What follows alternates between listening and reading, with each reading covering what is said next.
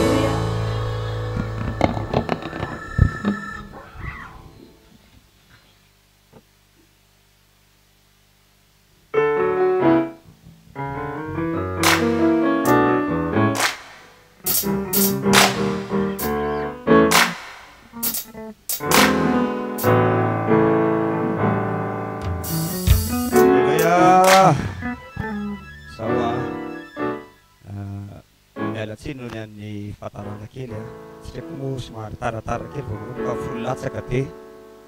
tsy voahetsikitsika ilay hoe mirava tokony hoe miroa amby folo-latsaka zany tsika mirava fa fanomboantsika moa taratara kely tsika mankasitraka ny fahatokavanareo a tompamasoatsika alohan'ny erabantsika ny seur ny nazo fanomezana tsara be a tsaiky moa na vavy izy io na lahy nefa tisiko le teo izy io vavy mosy ara lahany zany alleloia mahafinaritra tompo masina zalava izy zany de zao mba misy zavatra kely mba avy amin'ny reto avy amin'ny afaty ampony reto mpanompon'Andriamanitra zay mitondra anareo reto de za moa mitsangana amin'ny solotena nahitelo amin'ny rahalahy aleo fisaorana feno fankasitrana ho antsika rehetra zay nanampy sy nanoana miasa be atsangana eto betsaka moa ny famanome ary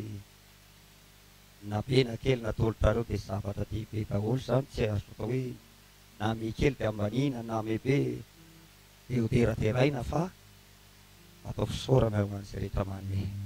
ny tompany amaly soa anareo tsirairay avy ary mino afa mbola hitoetrany ny fanampiana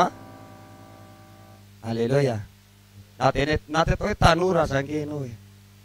telopolo amby zato angeny briky tsy manana telopolo amby zato fa ny tanora tsagany ny tana zay mba manana telopolo amby zato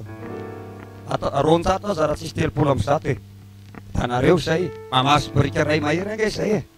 alefazo tsy hoe manan-karena be manana ray eto roatsy fa na ty atao hoe briky ray azy raha misy fola ny mety briky ray aby raha samosamy izy mamy briky ray aby Saruvi zay nambarany Jesosy